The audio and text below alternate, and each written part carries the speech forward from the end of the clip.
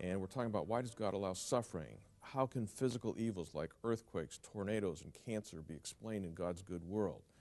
And that brings us to the purpose. Let's talk about the purpose for these things. Talk to us. Well, the problem is, if God is all good, he has to have a good purpose for everything. But reality shows us that there's some things for which there's no good purpose.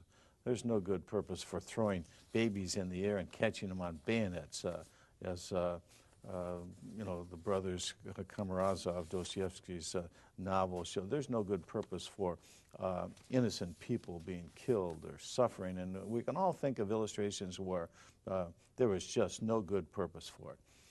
Well, now, if there's no good purpose for any one thing in the universe, then God can't be all good, because if he's an all-good God, he has a good purpose for all. But if there's something for which there's no good purpose, then he can't be an all-good God. So that's the painful dilemma. And I mean, we're talking just one just thing. one. So anybody that's listening, if you got one gripe at God, you're saying this should not have happened. That's it. We're talking your tune right now. So what's the? So it's a powerful argument. Dr. Mervodes, who is a PhD in philosophy, taught at University of Michigan, wrote a book years ago, Belief in God. Now, here's a brilliant philosopher, teaches at one of the top secular schools in the country, and he made this simple distinction. He said there's a big difference between saying, I do not know the purpose for this event, and there is no purpose. As a matter of fact, there are a lot of things that I don't know the purpose for, and I can't explain all of it. I can't explain why your loved one died. I can't explain why you lost your job, why your daughter died. I can't explain all those things. But I know there is an explanation, and here's why.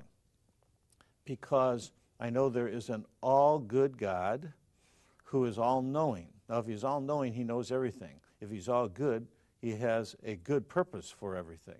So even if I don't know it, I know God knows it. And I also know that there are good reasons for me not knowing it. Deuteronomy 29:29 says, the secret things belong unto the Lord our God, but to us and to our children, the things that are revealed. Romans 11:33, his ways searchable and his judgments past finding out. Trust in the Lord with all your heart. Lean not to your own understanding, Proverbs 3:5 and following. So we know that we don't know the good purpose for everything, but we know the one who does know the good purpose for everything. And what the atheist would have to show to make his argument stick is there is no good purpose for some events, and no one knows any good purpose. Well, he'd have to be omniscient. He'd have to be God to know that. He would have to know everything to know that there's no one in the universe who knows a good purpose for this suffering.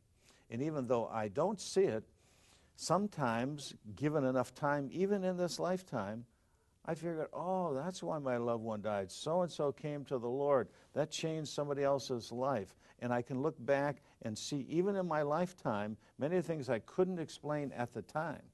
Later I saw, yes, God did have a good purpose, and in fact, we know some of those good purposes. The critics will come back on you and say that might be true philosophically. But we got two things going on. We got moral evil, which we could say comes from our free choice. But hey, we also got physical evil that I didn't choose. And they put it in a syllogism this way. Moral evil can be explained by free will. All right, we'll grant you that one.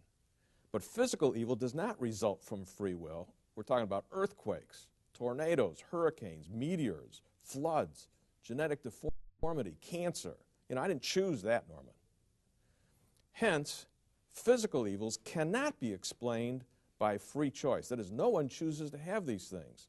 So where and why do these things come to us? It's a good question, and it's a good topic for a whole program. Maybe we can do a whole program on it. Let me give you just a little short answer for it. We do see that there's a good purpose for many evils in our life, and we do see that they're all to do with free will. For example, if I freely abuse my body, say, for example, smoke myself to cancer of the lungs and die of cancer of the lungs, whose fault is it? That was a free choice. I brought a physical evil on myself.